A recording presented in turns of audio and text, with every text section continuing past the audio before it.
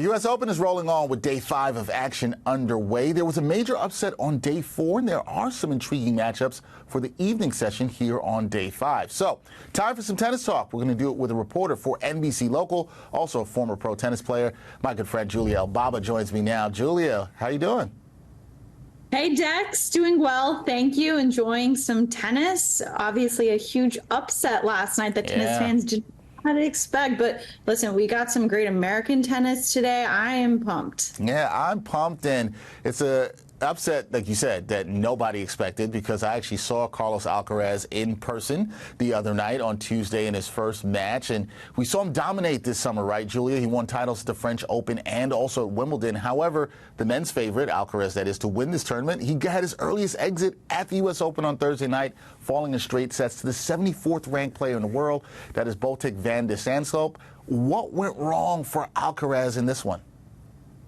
First of all, kudos on pronouncing that name right. Even Medvedev is like, I don't know how to do that. I'm not going to try. But a shocker indeed that one was. I mean, he just snapped his 15-match Grand Slam winning streak. That's pretty massive. He came into the U.S. Open with a dazzling 16-2 record. He had never been eliminated before the quarterfinals in his 3 U.S. Open appearances. So a pretty big deal. He just, made a lot of loose errors on routine shots, something we're not really used to from him. And he just had like a lot of emotion out there. I mean, we didn't see it too much, but he said his mind was racing. Actually, in the presser, he said he was playing against himself and his opponent, something that no athlete wants to have to do, because then your mind is just going nuts.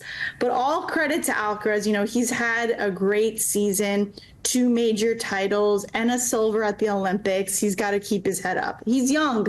Yeah, he's still young, still so much more for him to do in this game. Just disappointing to see him get bounced early. I think a lot of people, as I said, he was a favorite, thought he'd have a long run here in this tournament. But let's keep it on the men's side here later tonight, because now Novak Djokovic, he's back in action at Ashe against Alexei Popyrin.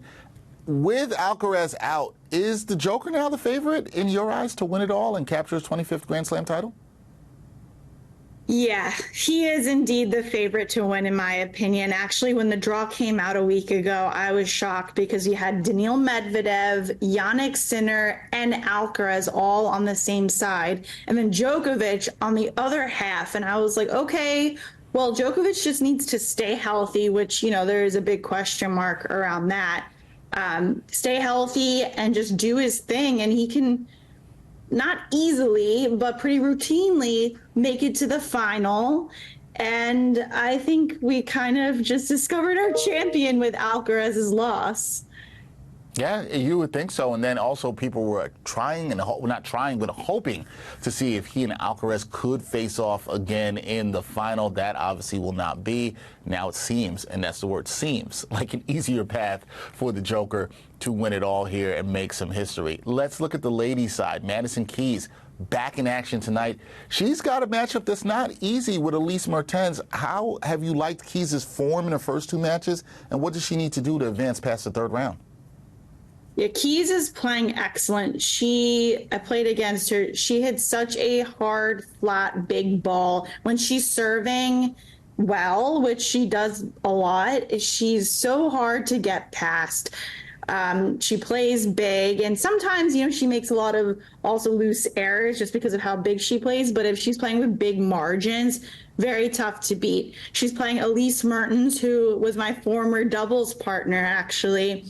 And that girl does not miss. So this is actually a very challenging matchup for Keys, because it's going to be a hard hitter versus someone who's very consistent, very steady, very mentally tough. So this is going to be a big challenge, but I do think Keys will get through it. All right, you got Keys coming out on top. We'll see how the rest of the field fares. Still got some Americans in action on Day 5. Should be a good one. That is Julia Elbaba. Does a great job covering the sport of tennis for NBC Local. Check her out. Julia, always a pleasure to talk some tennis with you. We will do it again soon as this tournament continues. Thank you so much for having me, Dex. Can't wait. Anytime.